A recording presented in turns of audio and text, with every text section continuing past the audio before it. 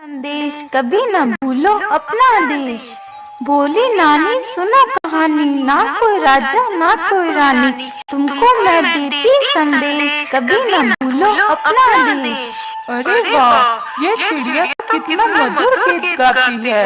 काश के चिड़िया मेरे पास होती तो मैं भी इस चिड़िया के मधुर गीत सुनती। अरे सैनिकों, जल्दी से इस चिड़िया को पकड़कर मेरे पास ले आओ। इतना सुनते ही दोनों सैनिक चिड़िया की तरफ बढ़ते हैं। चिड़िया ने जैसे ही उन दोनों सैनिकों को अपनी ओर आते हुए देखा, वह तुरंत वहां से उड़ जाती है।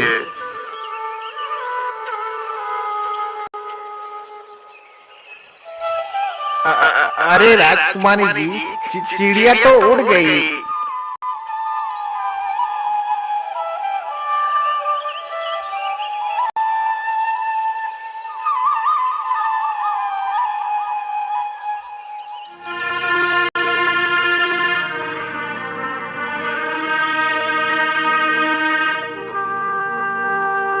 लेकिन राजकुमारी जी, चिड़िया का तो कोई पता नहीं है, वो कहाँ चली गई है।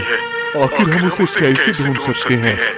पिताजी, मुझे कुछ भी नहीं पता। मुझे तो बस वो चिड़िया चाहिए। यदि मुझे वह चिड़िया नहीं मिली तो मैं अन्न जल कुछ भी ग्रहण नहीं करूंगी। अच्छा, ठीक है राजकुमारी जी, तुम दुखी मत हो, मैं उस चिड़िया को जरूर पकड़वाऊंगा। अरे सैनिकों, जाओ और हमारे राज्य से किसी चिड़ीमार को लेकर आओ। राजा का आदेश होते ही सैनिक तुरंत राज्य में जाते हैं और एक चिड़ीमार को बुलाकर ले आते हैं। बोले महाराज, हमारे लिए क्या आदेश है? आपने हमें क्यों बुलाया है? अरे बहलिए, तुम जल्दी जाओ और उस गाना गाने वाली चिड़िया को पकड़ कर लेकर आओ। यदि तुम उस चिड़िया को पकड़ कर ले आओगे तो मैं तुम्हें 100 सोने की मोहरें दूंगा। इतना सुनकर वो बहेलिया चिड़िया पकड़ने के लिए जंगल की ओर निकल पड़ता है।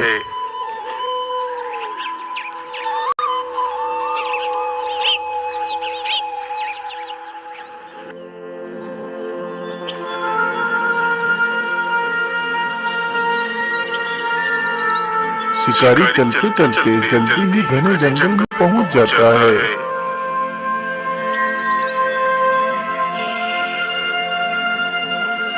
बोली नानी सुनो कहानी, ना कोई राजा ना कोई रानी, तुमको मैं देती संदेश, कभी न भूलो अपना देश।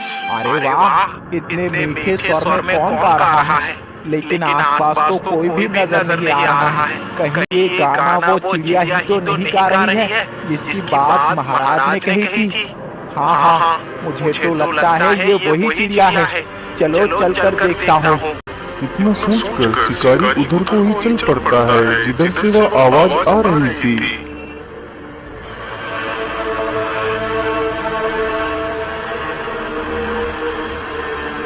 अरे वाह, चिड़िया तो मिल गई।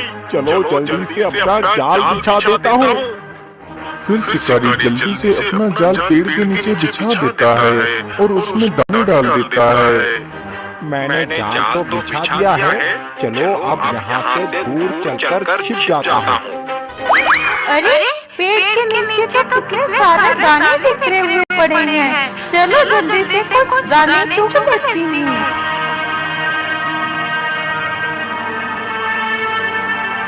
अरे वाह, चिड़िया तो फंस गई। चलो जल्दी से इसे पकड़ लेता हूँ। इतना सोचकर शिकारी जैसे ही जाल के पास पहुंचता है, तभी वह चिड़िया उस जाल से निकलकर उड़ जाती है। अरे ये क्या हुआ? ये चिड़िया जाल से कैसे निकल गई है? जबकि ये चिड़िया जाल में तो अच्छी तरह फंसी हुई थी। कहीं ये चिड़िया कोई भूत तो नहीं है? चलो मैं वापस लौट जाता हूँ।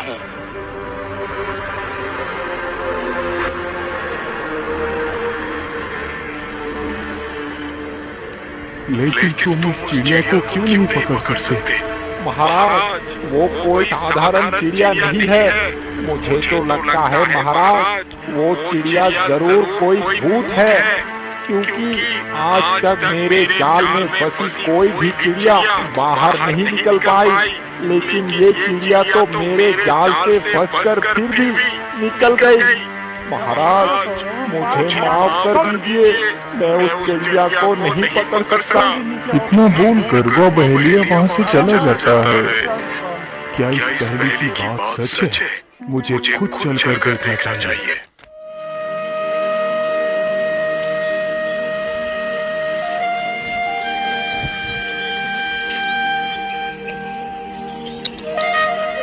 अगले ही दिन सुबह ही राजा एक पिंजरा लेता है और जंगल की तरफ निकल पड़ता है। राजा चलते चलते जल्दी ही उस जगह पर पहुंच जाता है जहां पर वह चिड़िया रहती थी।